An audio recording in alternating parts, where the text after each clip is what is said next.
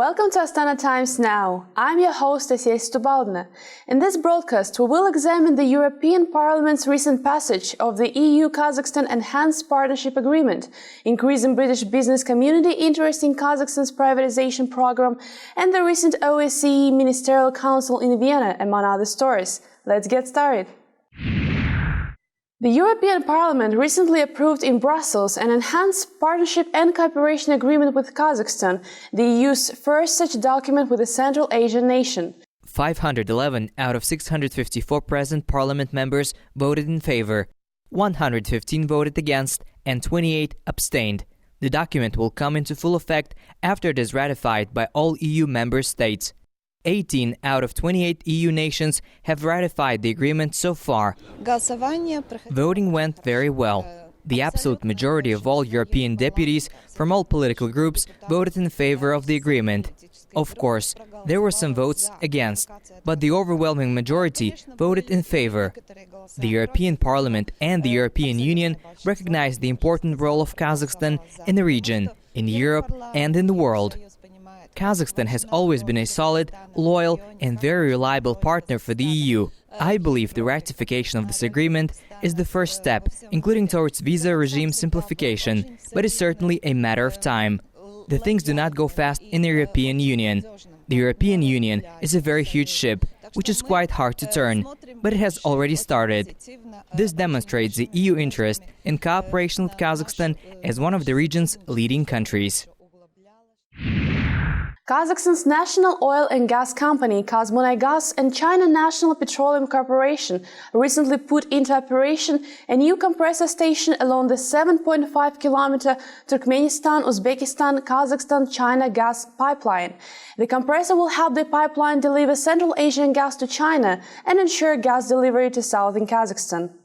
The new compressor station joins 11 others that have been launched over the last 9 years. Kazakhstan and China plan to launch 2 more stations in 2018 to bring the pipeline to its full annual capacity of 55 billion cubic meters. There was gas deficit in the south 5-6 years ago. The problem was fully solved. If 2-3 years ago the situation was fixed with imported gas, starting last year the south is fully supplied with the Kazakh gas. A Kazakh delegation recently briefed 120 members of the British business community on investment opportunities in Kazakhstan and the Central Asian nation's large-scale privatization program.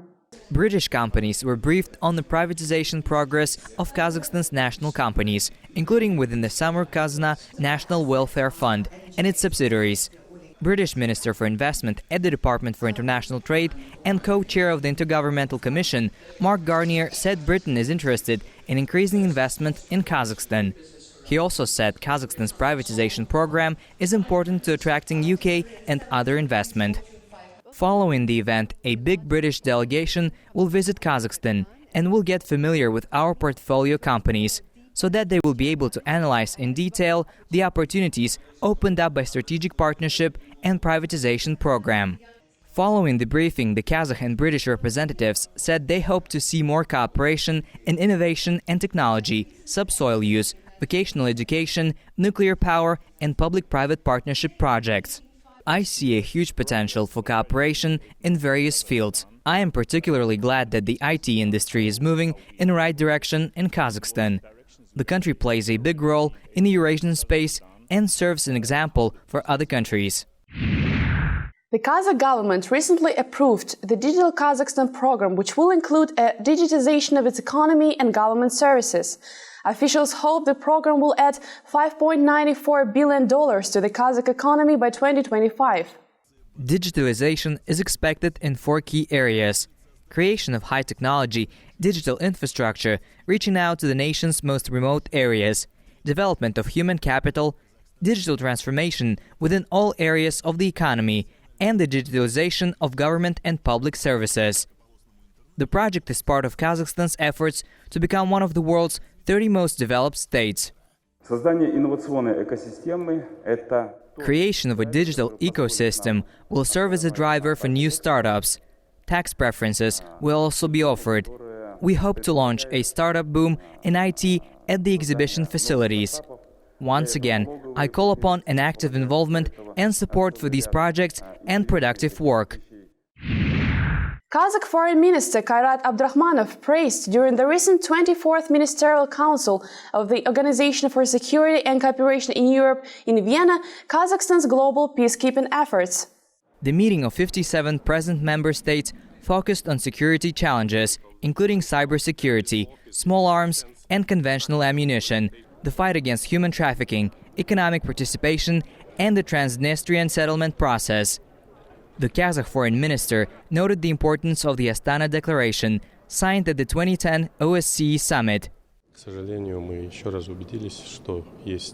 Unfortunately, it once again became clear that there are various approaches to ensuring peace and security and settling crisis situations in the Eurasian region and finding solutions to the so-called protracted conflicts. The outcomes of this meeting of the OSCE foreign ministers demonstrated the importance of the initiatives put forward by the head of our state on international arena, including those voiced at the UN headquarters and aimed at achieving peace, security, stability, and sustainable development. All those ideas envisioned in the 2010 Astana Declaration are in great demand today. I still remember Kazakhstan's successful chairmanship of the OSCE in 2010. The last summit was held then as well, the last big event in the organization. A new vision for security has been formed within the OSCE afterwards. Kazakhstan contributes to the development of regional cooperation and promotes initiatives on interfaith accord at the OSCE. OSCE Regional Initiative on Education and Multilanguage Development is working today in Shymkent. Kazakhstan successfully promotes international dialogue on many acute issues at the UNSC. As a regional leader, the country serves as a peace zone, promoting stability beyond as well. Thank you for watching Astana Times Now. Stay tuned and we will see you next week with the latest in Kazakh news.